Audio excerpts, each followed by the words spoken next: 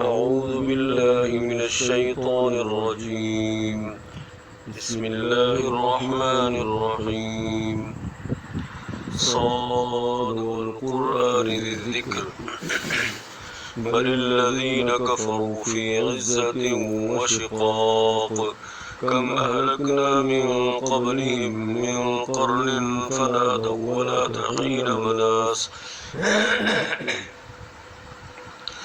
كم أهلكنا من قبلهم من قرن فنادوا ولا حين مناص فعجبوا أن جاءهم منذر منهم وقال الكافرون هذا ساحر كذاب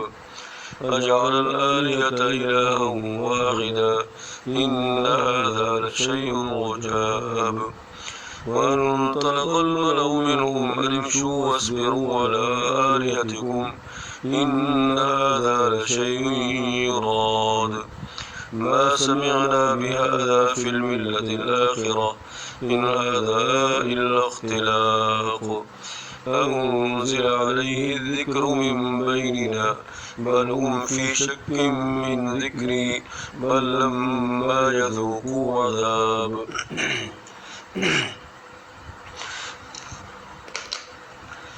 أم عندهم خزائن رحمة ربك العزيز الوهاب أم لهم ملك السماوات والأرض وما بينهما فليرتقوا في الأسباب جند ما هنالك مهزوم من الأحزاب كذبت قبلهم قوم نوح وعاد وفرعون ذو الأوتاد وثمود وقوم لوط وأصحاب الأيكة أولئك الأحزاب إن كل إلا كذب الرسل فحق عقاب وما ينظر هؤلاء إلا صيحة واحدة ما لها من فواق وقالوا ربنا عجل لنا قطنا قبل يوم الحساب اصبر على ما يقولون واذكر عبدنا داود ذا الأيد اصبر على ما يقولون واذكر عبدنا داود ذا الأيد إنه أواب إنا سخرنا الجبال معه يسبحن بالعشي والإشراق والطير محشورة كل له أواب وشددنا ملكه وآتيناه الحكمة وفصل الخطاب وهل أتاك نبأ الخصم إذ تسوروا المحراب إذ دخلوا على داود ففزع منهم قالوا لا تخف خصمان بغى بعضنا على بعض فاحكم بيننا بالحق ولا تشطط واهدنا إلى سواء الصراط إن هذا أخي له 99 نعجة ولي نعجة واحدة فقال أكفلنيها وعزني في الخطاب قال لقد ظلمك بسؤال نعجتك إلى نعاجه وإن كثيرا من الخلطاء ليبغي بعضهم على بعض إلا الذين آمنوا وعملوا الصالحات وقليل ما هم وظن داود أنما فتناه فاستغفر ربه وخر راكعا وأناب فغفرنا له ذلك وإن له عندنا لزلفى وحسن مآب يا داود إنا جعلناك خليفة في الأرض فاحكم بين الناس بالحق ولا تتبع الهوى فيضلك عن سبيل الله إن الذين يضلون عن سبيل الله لهم عذاب شديد بما نسوا يوم الحساب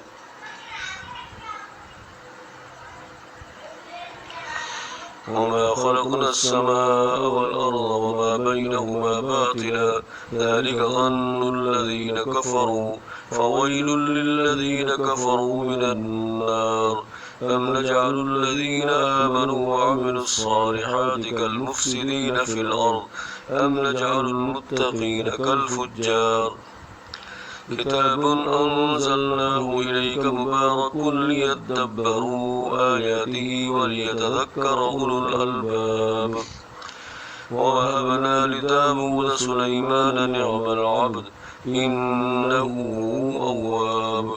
إذ عرض عليه بالعشي الصافنات الجياد إذ عرض عليه بالعشي الصافنات الجياد فقال إني أحببت حب الخير عن ذكر ربي حتى توارت بالحجاب أردوها علي فطفق مسحا بالسوق والأعناق ولقد فتنا سليمان وألقينا على كرسيه جسدا ثم أناب قال رب اغفر لي وهب لي ملكا لا ينبغي لأحد من بعدي إنك أنت الوهاب فسخرنا له الريح تجري بأمره رخاء حيث أصاب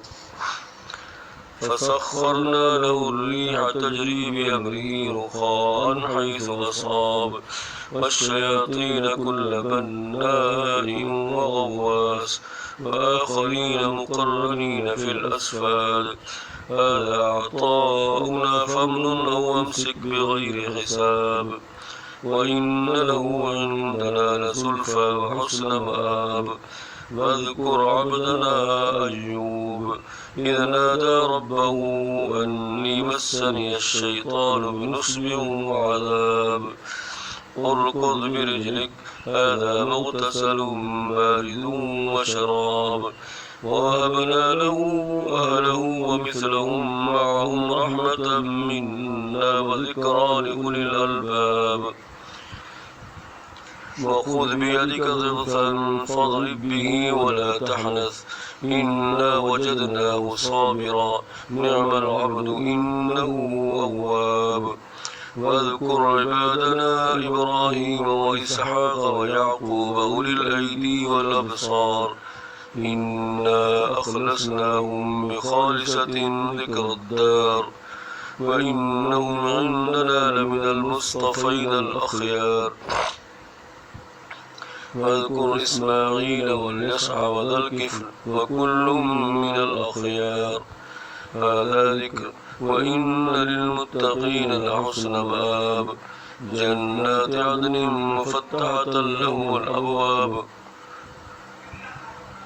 متكئين فيها يدعون فيها بفاكهة كثيرة وشراب وعندهم قاصرات الطرف أتراب هذا ما توعدون ليوم الحساب إن هذا لرزقنا ما له من نفاد هذا وإن للطاغين لشر مآب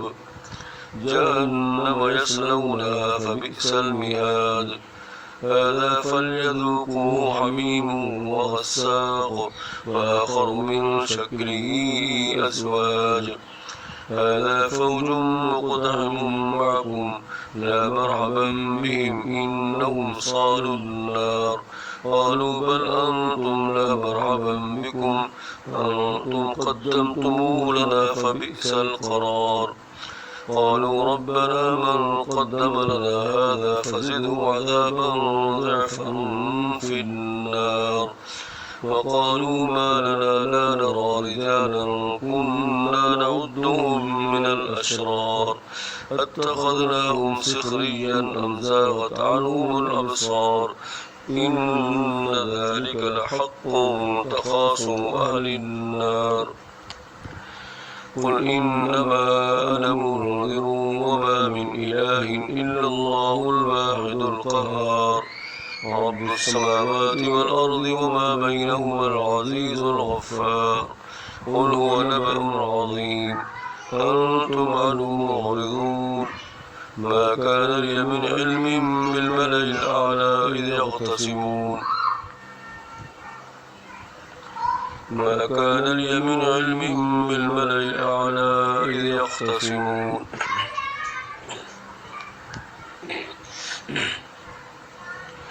إن يوحى إلي إلا أنما أنا نذير مبين إذ قال ربك للملائكة إني خالق بشرا من طين فإذا سويته ونفخت فيه من روحي فقعوا له ساجدين فسجد الملائكة كلهم أجمعون إلا إبليس استكبر وكان من الكافرين قال يا إبليس ما منعك أن تسجد لما خلقت بيدي أستكبرت أم كنت من العالين قال أنا خير منه خلقتني من نار وخلقته من طين قال فاخرج منها فإنك رجيم وإن عليك لعنتي إلى يوم الدين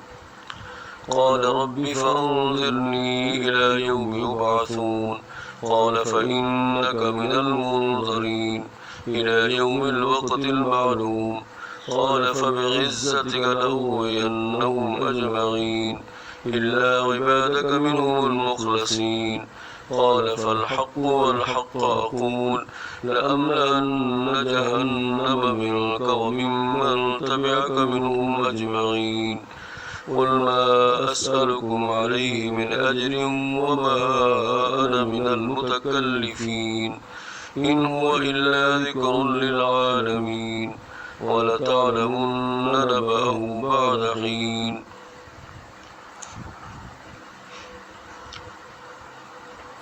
بسم الله الرحمن الرحيم تنزيل الكتاب من الله العزيز الحكيم إنا أنزلنا إليك الكتاب بالحق فاعبد الله مخلصا له الدين ألا لله الدين الخالص والذين اتخذوا من دونه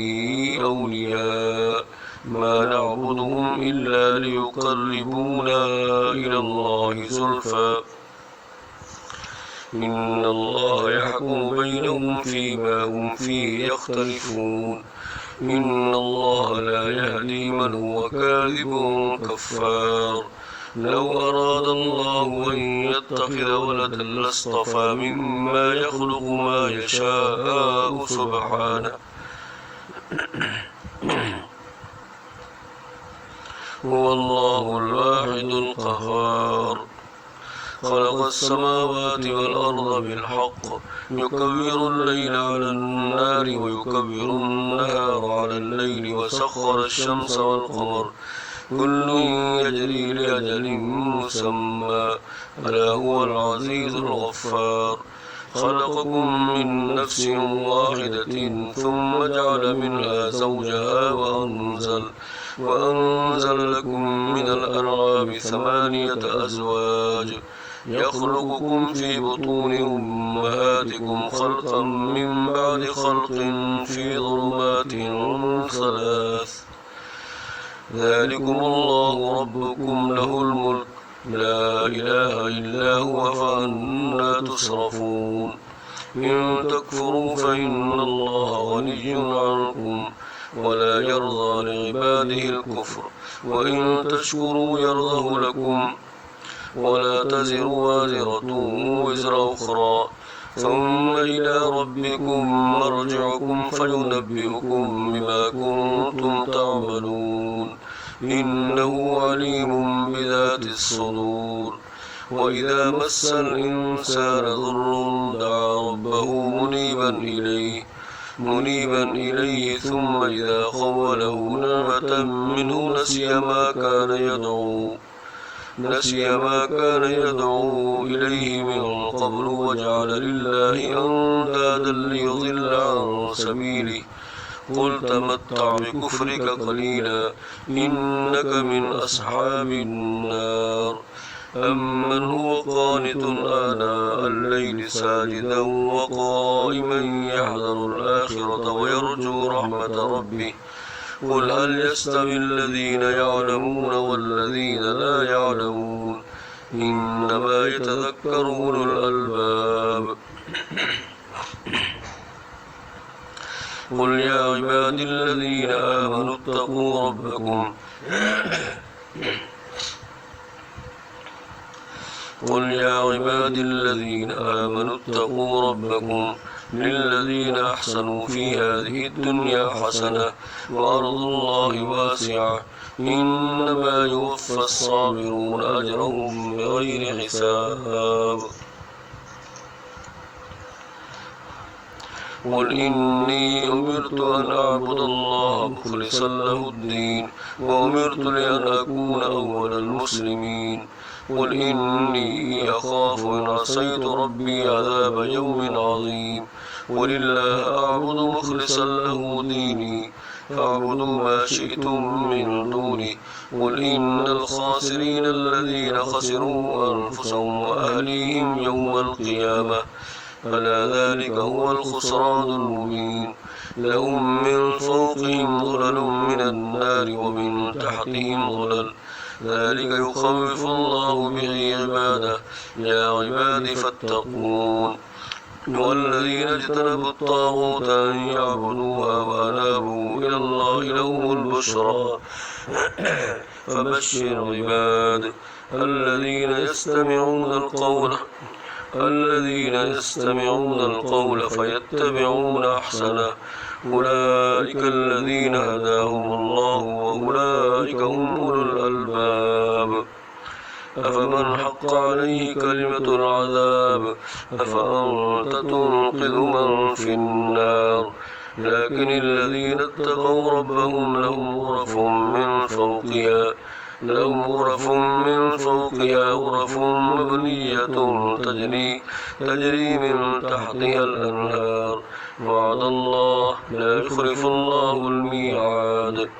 ألم تر أن الله أنزل من السماء ماء فسلكه ينابيع في الأرض ثم يخرج به زرعا مختلفا ألوانه ثم يهيج فتراه مصفرا ثم يجعله حطاما إن في ذلك لذكرى لأولي الألباب أفمن شرح الله صدره للإسلام فهو على نور من ربه فويل للقاسية قلوبهم من ذكر الله أولئك في ضلال مبين الله نزل أحسن الحديث كتابا متشابها مثاني تقشعر منه جلود الذين يخشون ربهم ثم تلين جلودهم وقلوبهم إلى ذكر الله ذلك هدى الله يهدي به من يشاء ومن يضلل الله فما له من هاد أفمن يتقي بوجهه سوء العذاب يوم القيامة وقيل للظالمين ذوقوا ما كنتم تكسبون كذب الذين من قبلهم فأتاهم العذاب من حيث لا يشعرون فأذاقهم الله الخزي في الحياة الدنيا ولعذاب الآخرة أكبر لو كانوا يعلمون ولقد ضربنا للناس في هذا القرآن من كل مثل لعلهم يتذكرون قرآنا عربيا غير ذي